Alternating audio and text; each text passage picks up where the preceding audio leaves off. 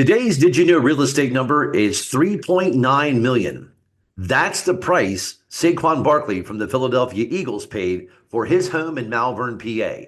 It has 6 bedrooms, 9 bathrooms, and over 10,000 square feet of space. This mansion is on over 5 acres of land. And welcome into the First Time Keys podcast. This is your host, Adam McAllister. And if you're joining us on Instagram, we're now going live as record this live for you today. And welcome in. Episode number 9. Today, we're going to be talking about and breaking down the home buying process. But before we do, I want to thank you for joining in. I want to thank you for taking part in this. And again, if you don't mind, please hit the like and subscribe button so we can continue bringing you all these fun podcasts. And like we said on the last episode, continue to grow and continue to make these better. I'm right now trying to figure out which camera I should be looking at. I'm looking at you on Instagram, and I'm looking at you here for our YouTube audience. So, and for those of you listening on Spotify, I'm looking at you anyway. It's all good. So, this is your Uncle Adam. I am glad to be here and glad to be feeling better. Man, I apparently I've hit the age in life where at least once or twice a year, I now am dealing with sinus infections. So which is part of the reason why we had the long pause between episodes 7 and 8. So my apologies as finally getting my voice back and finally clearing out whatever, uh, you know, mucus is never a word anyone wants to hear. But it's there. We all deal with it. And thank God it's finally leaving my body. But anyway, let's get into some fun. Let's have a good time today. Let's talk about the home buying process. So, where we left off with the home buying process was going back to episode 6, where we were talking about how to choose the right realtor, how to find the one. And today, I want to just kind of break down in an easy fashion the different parts of the home buying process. You know, we're going to get into each and every one of these in a deeper conversation as we continue. But I thought today, let's just put this thing in perspective. That way, if you're going, hey, you know, I really am thinking about buying a home, but I have no idea where in the hell I to start. Like, what does this look like? What should I be expecting? So today, let's have that conversation and let's take a look at this. So we're going to break down the entire home buying process step by step. So if you've ever felt overwhelmed by all the jargon and the paperwork and the HGTV induced expectations, this episode is for you. So grab some coffee, grab some wine, take a deep breath, and let's go ahead and get into it. Are you ready? Here we go. Step number 1, choosing a realtor. Like we talked about just a moment ago, we hit this hard in our last episode, episode 6, talking about how to choose a great realtor.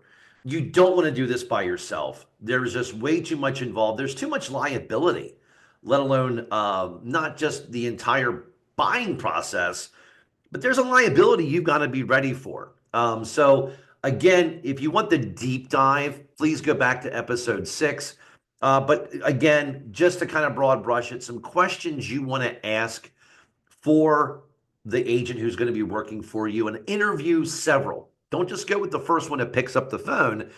Again, if they picked up the phone, they're not busy. You want an agent who's busy because you want to make sure they're out doing business. So interview a couple agents, not just the first one that picks up the phone. One of those questions you want to ask is, first off, how long have you been in real estate? You know, are you doing this full-time or part-time? You know, I don't think you want to trust the largest purchase you've ever made with someone who's dabbling. You know, I wouldn't trust my health with a doctor who dabbles in medical. I don't want to trust my legal finances or any legal liability I have with an attorney who dabbles in as a lawyer. So don't go with an agent who just dabbles. You know, if they're using their time in real estate for extra vacation money, that's great. That's on them. But I don't know if you want to be trusting that agent to be helping you make the biggest purchase of your entire life. And I can now hear the pitchforks and the fire coming my way from all those agents that dabble. What's their experience? What's the price range they like to work in? Do they have a preferred area? Just because you have a license doesn't mean, you're well versed in areas all across the country, even all across even different regions of your state. I'm here in South Central PA. I'm here in York. Um, I wouldn't feel comfortable if somebody comes to me and says, "Hey, I'm looking at a house in Philadelphia. It's not my market, not my region. Let me connect you with someone who does there." Can I do it? Yeah, but I don't think I'm your best choice for someone in another area, but I'm happy to connect you with them. And then thirdly, how do they handle tough negotiations? How do they handle multiple offers? Because guess what? We're back into them. At least we are in our area. It feels like the spring market has hit early. The last couple of weeks have been crazy. And if this is any indication for what 2025 is going to look like, it's going to be busy. So I want to make sure you're working with an agent who knows how to handle a multiple offer situation and negotiations. So step one, find a great realtor. Step two, in fact, I would almost put this step 1B because this part is just as important as finding a realtor, and that is getting pre-approved before you start shopping for a home. I can't stress this enough. Talking money, talking finances, and we've done this several times. In fact, I think we've done this on every episode, and the reason being is because of how important this is knowing your finances. Before you hit schedule a tour on Zillow at 2 o'clock in the morning, you need to know what you can actually afford. And I know looking at homes is the fun part of real estate, at least in the beginning. And after a while, it stops being fun. It starts being a job, even for home buyers. One of my clients, she got her home under contract just yesterday. And we had looked at a number of different homes. We put an offer on one. It just didn't work out. We almost put an offer on another one. And before we put the offer on, we found out it really wasn't the right home. There's some extra unique circumstances she was working with. And yesterday when we were talking, she was like, "Adam, I wasn't sure how this offer was going to go, if we were going to get it." She goes, "I went online to start looking for more homes and I was dreading it." And it's true. It is just, it becomes a chore. In the very beginning, it's fun. Oh, we're going to go look at homes. And after a while, it becomes a chore. Know what you can afford and know the types of financing that work for you. That pre-approval, when a lender looks at your financials and tells you how much they are willing to lend you, that is so important. And keep in mind, a pre-approval is different than a pre-qualification. A pre-qual is kind of like, what's your name, what's your phone number, what's your favorite color. A pre-approval, they're actually looking at your finances and weighing all of those things before giving you the information. So that pre-approval is so important, and it also makes you a much more serious buyer, and it also makes it real. So otherwise, you're just kind of out kicking tires. And as we've talked about before, don't just talk to one lender. Here's Uncle Adam's tip for you. Don't just talk to one lender, compare them. Interest rates are probably going to be similar. We talked with Carl Delmont, the owner of Freedmont Mortgage, on the last episode. Interest rates are pretty well set. And you might see an eighth of a point, maybe a quarter point difference between lenders. But the biggest difference is going to be loan options, different loan and mortgage programs that get offered, as well as the fees to get there, especially the difference in the fees between national lenders that are, throw as much spaghetti up on the wall and see what sticks, as compared to your local lenders who are going to be a lot more responsible, a lot more accountable. And typically the fees are less as well. So make sure you are comparing apples and oranges when you're talking and you're comparing these different lenders. Okay. So step one, choose a great realtor. Step two, choose an even better mortgage lender because they are really going to be the center of all this. All right. You got an agent. You've got your mortgage pre-approval ready to go. Now it's the fun part. Step three, house hunting and making an offer. These two go hand in hand. So this is where it becomes real. This is where it stops from, hey, we're just browsing homes online to, wait a minute, could this be our kitchen? Could this be our bedroom? Is this going to be the room where my kid grows up? So this is where it becomes real. Now, here's my recommendation to you and my recommendation to every one of my buyers. Make a list of must-haves and nice-to-haves. But you got to stay open-minded because sometimes the house that looks perfect online, it either doesn't feel right in person, or sometimes, and let's face it, there's a lot of flippers out there. Sometimes it's complete garbage. It's lipstick on a pig. Um, and the other thing too, why I say keep an open mind, is you may have overlooked one that really had the best energy. If you've gotten married, and I have this conversation with folks because of my previous life as a wedding DJ. Finding the right home is a lot like finding your wedding dress. You remember what it feels like to put on the dress and go, this is mine. Same thing for your home. You're going to walk in and you may not even see the rest of the house. You're just going to walk into the foyer. You're going to walk through that front door and you're going to be like, wait a minute, something feels different about this one. And there's a reason why. And it's as weird and as gimmicky and as folksy as that may sound, it's 100% true. You'll know when you walk into your house. You'll know when you find the one. Okay. The other thing is take a look at, I tell my folks, have four homes that were on your must list with an alternate. If I send you a list of homes and there's 10 homes in that list to choose from, pick me out your top four plus an alternate. Even maybe pick out a top five and an alternate. And I say that for two reasons. One, because of how the market's moving in your area, it may be moving so fast that by the time you get out there, a couple of those homes that were on your must-have list may be under contract already, and you're not going to get a chance to see them.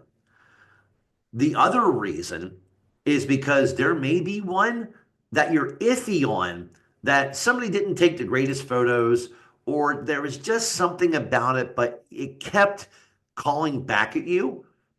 That actually could be your house. So just because the the pictures on that home weren't full HD TV, Chip and Joanna Gaines quality, but there was just something about that house that kept driving you to it. Put that at home on your list because that might be your house. So again, have more than just one. You want to make good use of your time when you're out there. But number two, keep an open mind because what you see in pictures very rarely meets the expectations that you find in the home.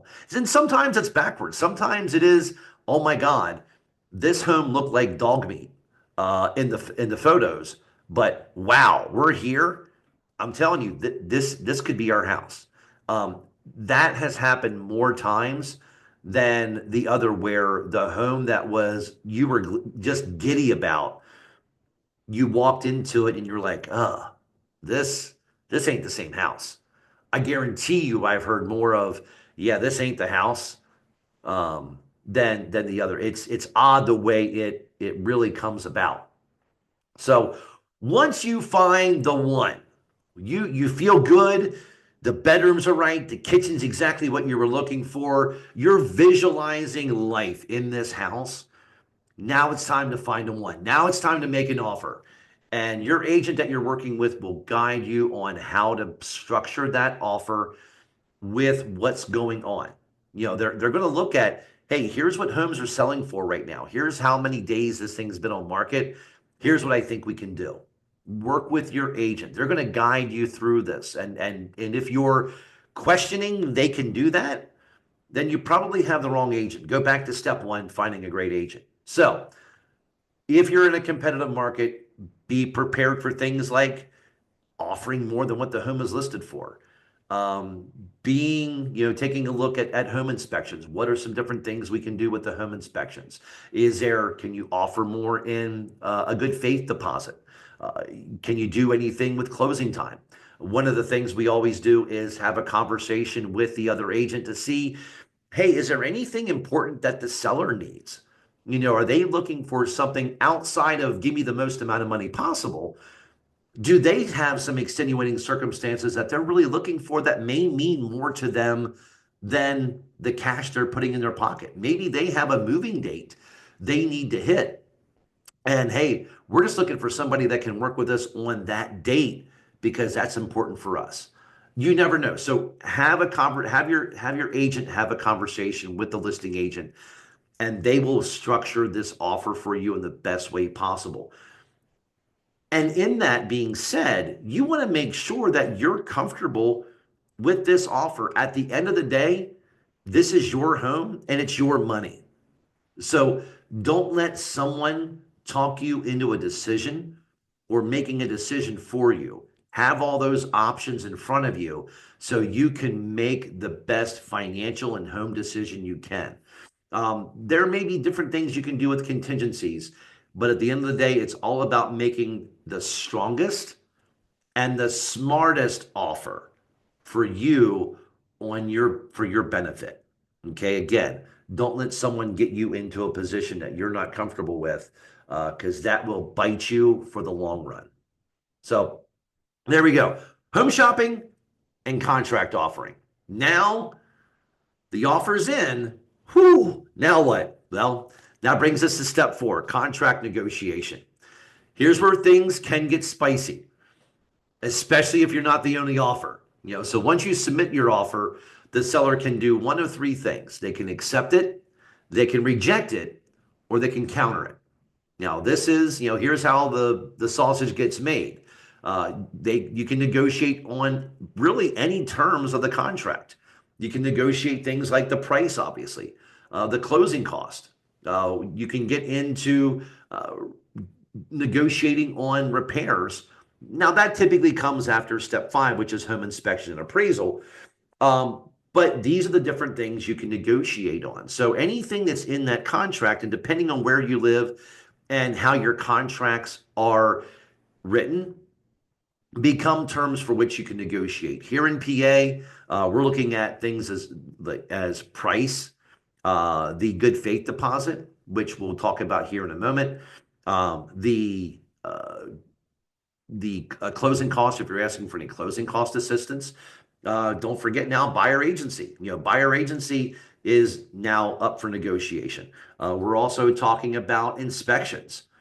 So financing.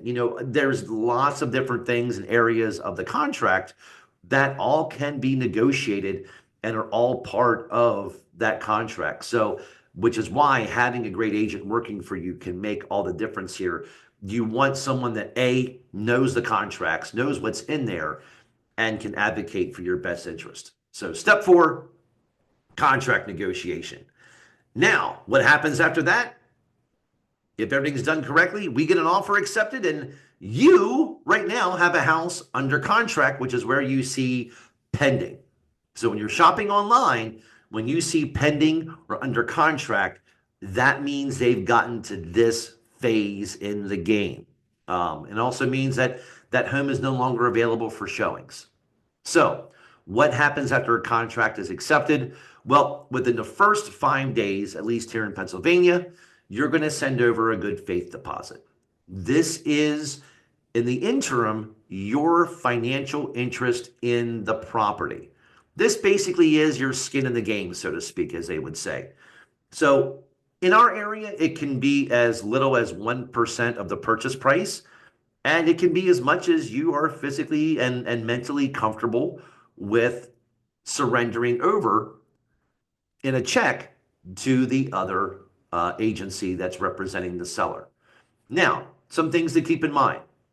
This good faith deposit is deposited into the other agencies, the other brokerages escrow account, and held there until the day that you close. What happens on the day of closing? It's simply brought to closing. And let's say you owe $20,000 at closing and you wrote a $5,000 good faith deposit. 5 grand is waiting for you. You bring a check for 15. Simple math. And that's really the crux of how that good faith deposit works. That being said, it also becomes that money that is part of the deal that should the contract get terminated can now be up for grabs. Now, in our local area here in Pennsylvania, as long as the contract is terminated for a contingency, that deposit normally comes back to the buyer. But if you're just out shopping random homes and you're putting offers on homes and you're like, I don't like the paint in the hallway. You know what? We're killing the deal. We don't want the house anymore. Good luck getting your deposit back. So the areas that your deposit are contingent is going to be in the contracts in the area for which you live. Here in Pennsylvania, here in our local area, it really comes down to four, which is one, financing. As long as your financing is good and we get to closing, that's good. Two is based on home inspections, which we're going to get into next. Three is appraisal, and four is maintenance and risk of loss, which basically says as long as the seller maintains the property in its current agreed upon condition, all is good. So, but I always joke with my folks and say, hey, if you tell me you talk to your psychic advisor and the psychic advisor told you not to buy the house, if we give them that reason, they're keeping your deposit. So again, that good faith deposit becomes your skin in the game, becomes your financial interest in the home until the day you get close. All right. So we've gotten through 4.5 steps. Feel like a fire hose of information? We're not done yet, but we're over halfway there. So let's recap. 1, great agent. 2, get pre-approved. 3, shopping for a home and submitting offers. And 4, contract negotiation. All right, now what? We're under contract. We've written a deposit. Step 5, home inspection and appraisal. And these are two different things. They're looking for two different areas. So, first off, congrats, your offer's accepted. Now, home inspection. If you opted to have a home inspection, and there's a bunch of different inspections you can choose from, depending on the state that you live in, there may be some that are required and they're done differently. I'm going to speak for here in Pennsylvania. The home inspection is crucial because this can uncover hidden issues that you could not see during the showing. Your agent is not an inspector. They're also not a licensed contractor. So there's areas we can't go. We can advise you, but we can't go in certain areas. If a major issue comes up, this is where you can negotiate repairs or walk away. You can also negotiate a credit. So this is where I always tell folks, this is where a second round of negotiations with the seller really kicks in. Now, I said at the top, home inspection and appraisal are two different things. And they really, really are, even though they constantly get mixed up by folks as being one and the same. So let's define these two things. 1, home inspection. This is looking for areas around the home of safety and structural defects. This can be anything as simple as a missing GFCI connection in a kitchen, which we will have an entire home inspection episode coming up in a few weeks, and we will diagnose the mysterious GFCIs. So, long story short, what a GFCI, it's a grounded outlet that if something in the breaker gets switched, it shuts off and doesn't allow any electric to go there. And it's a modern day switch. It has buttons in the middle. It's not just a normal, hey, you plug it in and done. It has two little buttons in the middle. That's a GFCI. But it also could reveal, hey, how old is the furnace? What's the condition? Is it running properly? What's the age and condition of the roof? Is there a leak going on in the kitchen or bathroom sink? What's the condition of the windows? It's giving you that real current day status and condition of the home. And I will tell you, there is no such thing as a perfect house, even on new construction. I've had home inspections on new construction with a longer list of items than a home that's 100 years old. So no house is perfect. There is no such thing. But the conversation becomes, what are the things that you're okay with and you're going to tackle yourself? Because as buying a home, there's going to be issues at all times. It's the fun of being a homeowner. And then what are the things that you're like, you know what? We really like the home, but we do have some serious concerns. Can the seller address these items for us? And if so, we're good with moving forward. So that's the home inspection. Now the appraisal. Here's the difference. Home inspection is for you, the buyer. The appraisal is for the bank because the appraisal is being ordered by the bank to make sure that, first off, the home meets the value that you've actually agreed to pay the seller and the seller's agreed to sell it to you at. Because the bank's going, okay, wait a minute, we've got a property, we're willing to lend them money, but does the house actually meet the value? Is it really worth what they've agreed on to pay for it? That's number one, what the appraisal is looking to find out. Now, if the appraisal comes in low, you're probably going to need to renegotiate that price or bring some extra cash to closing. The second thing that appraiser is looking for is, does the home meet the guidelines for the types of mortgages or for the type of mortgage that you're getting on the home? As a quick example, if this is an FHA mortgage where you're putting 3.5% down, stricter guidelines. Is there any cracked, chipped, or peeling paint around the home, especially if the home was built before 1978? Are there missing railings going up and down the steps? If so, they're probably going to flag it for railings. What's the age of the roof? Do you have, is the roof going to last at least the next year to 2 years? Again, depending on the type of loan that you have. These are all the different things that an appraiser is looking at. Home inspection on an average home is anywhere from 2.5 to 3 hours. Appraisal, they're maybe 15, 20 minutes and they're out. They're going through a quick checklist and then they're gone. And then we'll typically get that appraisal report back in about 7 to 10 days. So home inspection, appraisal, two different things. And as a buyer, you're paying for both of them. Now, normally the home inspection, you're going to pay for the day of directly to the inspector. The appraisal, depending on how your lender handles those, will determine how you're paying and when you're paying for that appraisal. Now, the thing we're not touching on here again, because I'm addressing this here from PA, would be if you're in New York or New Jersey or other states where they have what's called attorney review, that's a whole other thing. We don't deal with them here, so therefore I'm not going to get into them.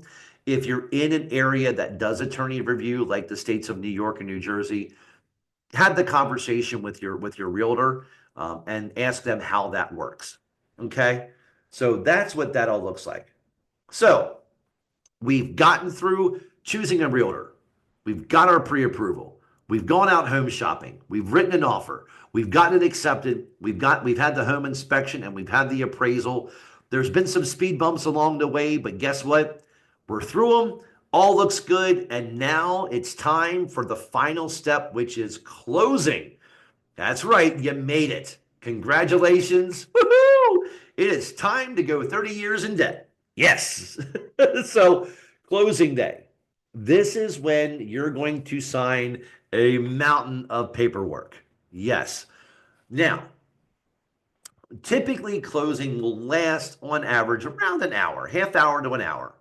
So this is where you're going to, first off, you're going to do a final walkthrough of the home before you go to closing.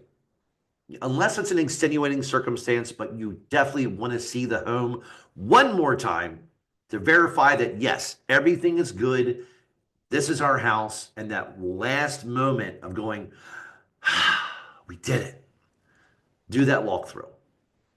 Again, it doesn't take long. It's one more quick walk through the home.